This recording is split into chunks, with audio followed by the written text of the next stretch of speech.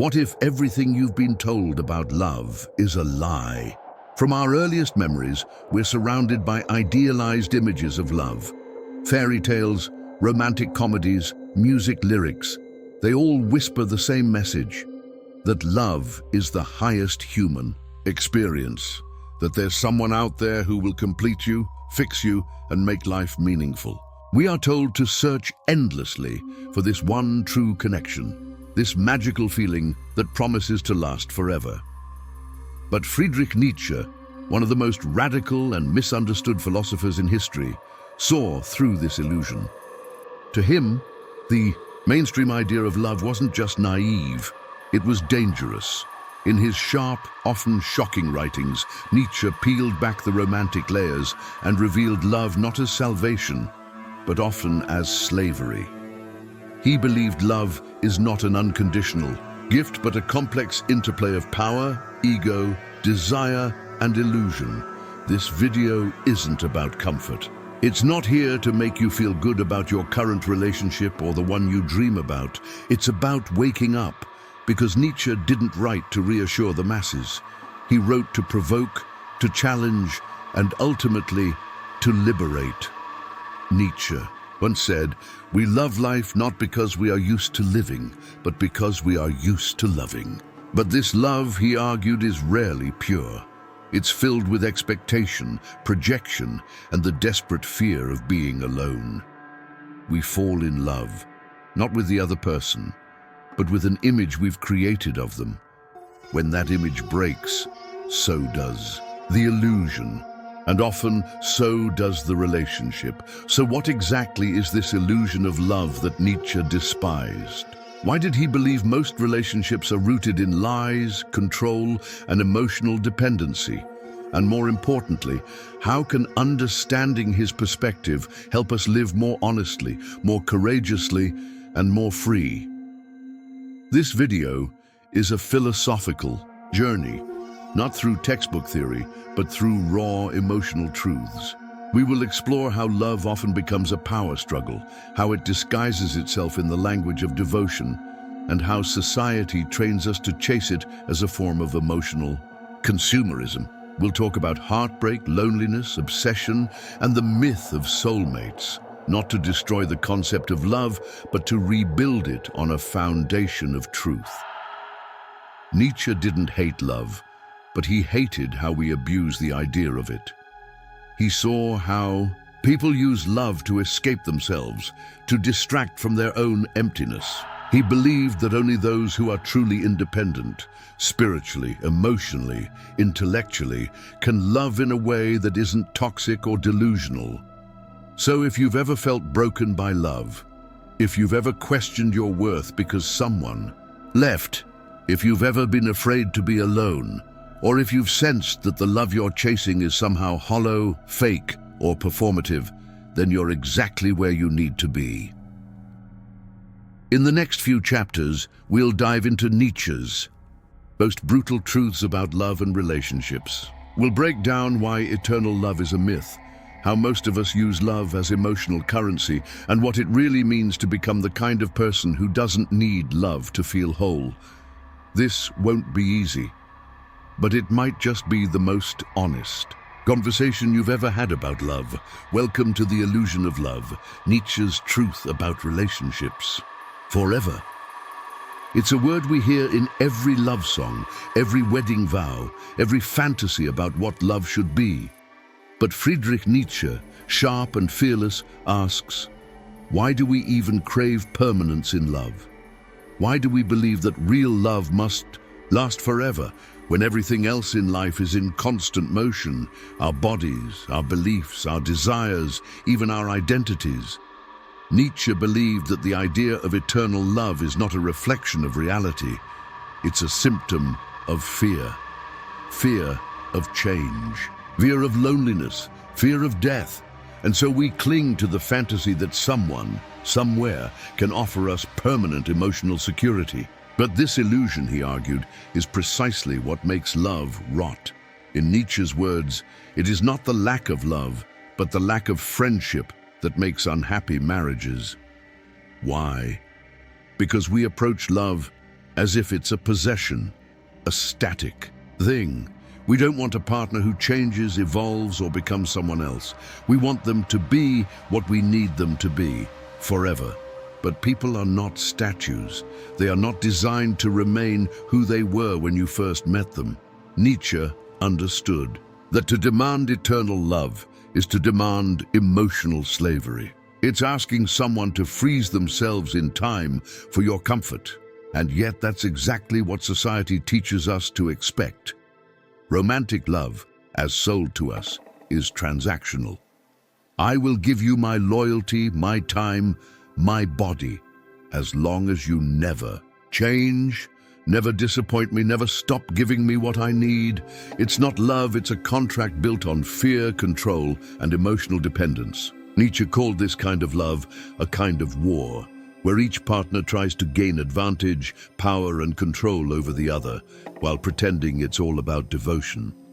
But here's the radical truth. Nietzsche didn't think love should be permanent. He thought it should be real. And real love, he said, is a dangerous thing. It requires both people to be strong enough to face their own individuality. It means accepting that your partner will grow, and they may grow away from you. Eternal love to Nietzsche was a kind of spiritual laziness. He believed that true love must include a willingness to let go, not because love has failed, but because life has changed. He warned us that clinging to a dying relationship in the name of forever is often more about pride than love. He wrote, "What is done out of love always takes place beyond good and evil." In other words, real love doesn't fit into tidy moral categories. It doesn't always look like loyalty, self-sacrifice, or stability. Sometimes real love means letting someone go. Sometimes it means walking away to preserve your own soul, and yet this truth terrifies us. Why? Because we've built our identities around the people we love. We say things like, "You complete me," or "I can't live without you." But Nietzsche believed this mindset was a kind of self-abandonment. You're not loving the other person. You're outsourcing your identity to them. You're saying, "I don't know who I am without you, so please never leave me." This isn't love, it's emotional dependency dressed in poetic language. Nietzsche's message was brutal, but freeing. Love, if it is to be real, must be free. And freedom means impermanence. It means not needing guarantees. It means loving someone fully, even if they don't stay. So the next time someone promises you forever, pause. Ask yourself, do I want someone who swears they'll never leave? Or do I want someone who chooses me freely, again and again, even though they could walk away at any time? Because love that is chosen, not required, is the only love worth having.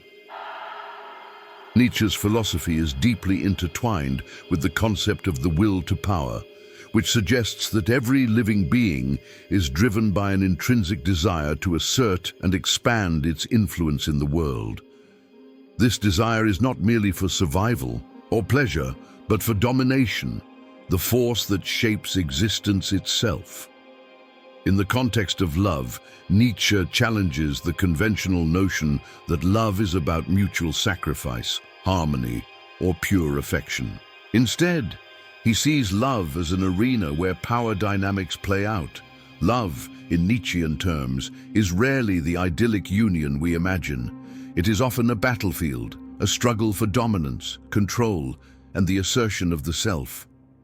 Lovers, in this view, are not equals in a peaceful partnership, but rather individuals who vie for supremacy within the relationship. The idea that who loves more suffers more encapsulates this struggle.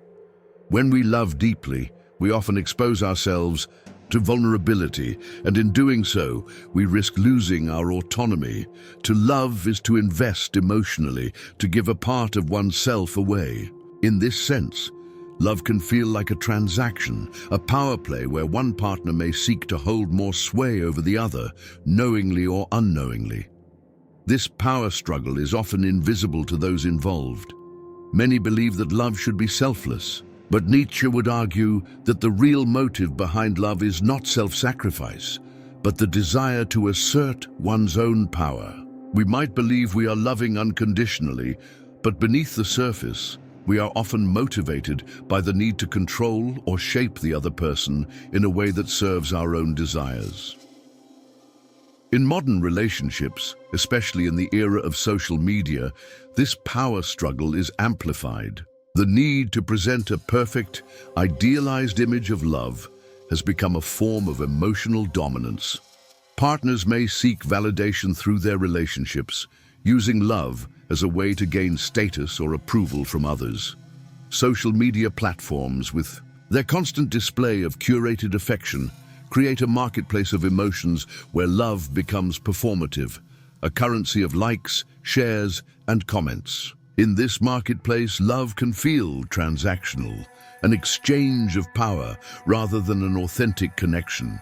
As Nietzsche would see it, this dynamic reflects the broader societal herd mentality, where individuals conform to collective norms and expectations, even in their most intimate relationships. People often love in ways that are dictated by societal pressures, what others expect, what is deemed proper or acceptable, rather than by their true desires or will to power.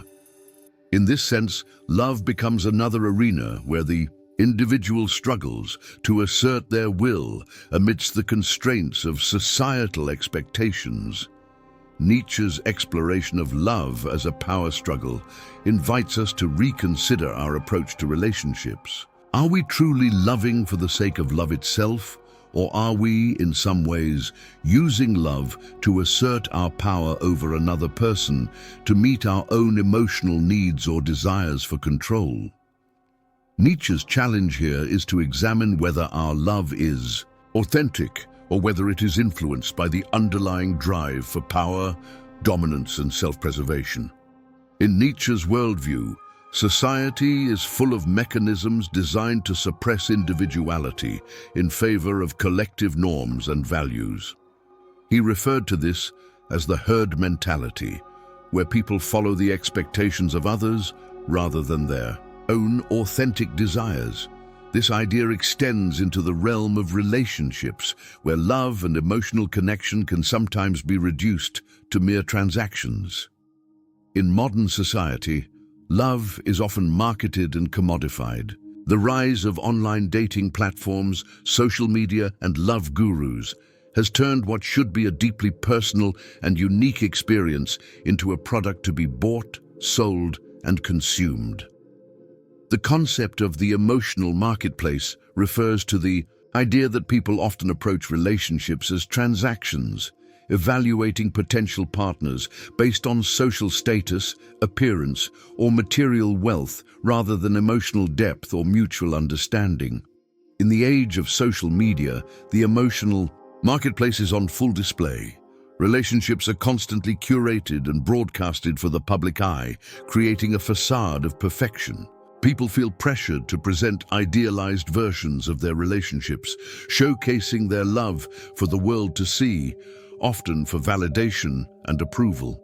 The likes, shares, and comments become the currency of affection, with genuine emotional intimacy taking a back seat to performative displays of love. This transactional approach to love can be seen in the way dating apps work. Matches are made based on surface-level characteristics, profiles filled with carefully chosen photos and bios designed to attract attention. People make quick judgments about each other based on what is presented in a few lines of text and a handful of pictures. Love is reduced to a set of criteria where one's emotional worth is measured by how well they fit into society's expectations of attractiveness, success, and desirability. The deeper emotional and intellectual connections that once formed the foundation of lasting relationships are often sidelined in favor of more superficial criteria. Nietzsche would argue that this commodification of love reflects the herd mentality. At its core, the more society pushes individuals to conform to these transactional dynamics, the less freedom they have to pursue love on their own terms. In his view, people lose sight of what makes love truly meaningful, the ability to love authentically, outside the constraints of societal expectations. When relationships are treated as transactions, people are less likely to develop the emotional independence that Nietzsche champions. Instead, they become entangled in a web of social validation, where love becomes another form of status symbol. The rise of influencer culture further perpetuates this emotional marketplace. Social media influencers often portray perfect, aspirational relationships, setting unattainable standards for the rest of society. Followers look up to these relationships not as examples of genuine emotional connection, but as benchmarks of success and desirability. The pressure to live up to these idealized portrayals can leave individuals feeling inadequate or unfulfilled, as they try to replicate a version of love that was never meant to be authentic or achievable in the first place. Nietzsche's disdain for the herd mentality pushes us to reflect on whether we are truly living authentically in our relationships. Are we loving for the sake of love itself, or are we participating in an emotional marketplace where affection is exchanged for social approval and personal gain? Nietzsche calls on us to reject this commodified view of love and to reclaim the emotional independence that allows for a deeper, more fulfilling connection. Nietzsche's philosophy centers on the idea of the Übermensch, the overman or superman who represents the pinnacle of human potential. The Übermensch is an individual who has transcended conventional morality and societal expectations, forging a path based on their own values and desires rather than conforming to the herd. In Nietzsche's view, the Übermensch is a symbol of emotional and intellectual independence, someone who has rejected the illusions that society imposes, including the romantic ideal of eternal love and the emotional dependencies that arise from it. In the context of love and relationships, Nietzsche would argue that we must reject the illusion of perfect, unconditional love. This illusion often stems from societal norms and cultural myths about what love should be, ideals of eternal devotion, selfless sacrifice, and emotional dependence. These myths create false expectations and prevent individuals from experiencing authentic love based on their true desires and needs. The ideal of the Übermensch offers an alternative to this illusory conception of love. For Nietzsche, true freedom comes when individuals reject the societal illusions surrounding love and instead seek to become whole on their own terms. The Übermensch is someone who doesn't rely on others to define their worth or emotional fulfillment, but instead creates their own meaning and values. In love, this would mean choosing relationships that support personal growth and self-actualization, rather than those that reinforce dependency, weakness, or conformity. The challenge of emotional independence, however, is not without its difficulty. The fear of loneliness and the desire for connection often lead people to seek out relationships that conform to societal ideals, even when those relationships don't serve their deeper needs. The desire for validation, approval, and the illusion of security can make it difficult for people to embrace the freedom that comes with emotional independence. Nietzsche's call for rejecting illusions is not just a rejection of societal norms, but also of the illusion of love as a means of completing oneself. Many individuals enter relationships with the belief that love will fill a void within them, that it will make them whole. But this belief only fosters dependence, which is the antithesis of true freedom.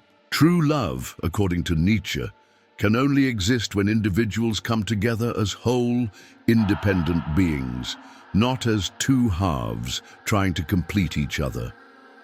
In this sense, the journey towards emotional independence and authenticity involves confronting and rejecting the illusions of love that society perpetuates. Love, when viewed through the lens of Nietzsche's philosophy, becomes less about emotional fulfillment or societal validation, and more about the creation of meaningful connections based on mutual respect, freedom, and individuality.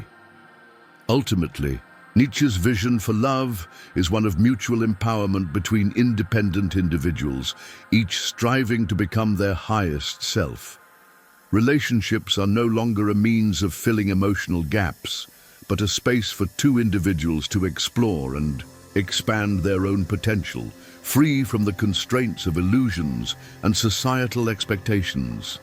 Throughout this exploration, we've deconstructed the myths and illusions that surround love, relationships, and emotional connections. By diving into Nietzsche's radical philosophy, we've seen how love, in its most genuine form, is not about eternal devotion or self-sacrifice, but rather about the assertion of the self, the will to power. Nietzsche forces us to confront the uncomfortable truth that much of what we believe about love is shaped by societal pressures, collective ideals, and illusions that prevent us from living authentically. We've examined how love often becomes a power struggle, a battlefield where individuals vie for control, ego, and dominance. Relationships, in their most honest expression, challenge us to break free from these patterns and seek emotional independence. The emotional marketplace, with its commodification of love and the rise of performative affection, encourages us to question whether we are truly living our relationships or simply playing a role in society's grand narrative. Nietzsche's call to embrace individuality and reject illusions challenges us to rethink our approach to love and emotional attachment.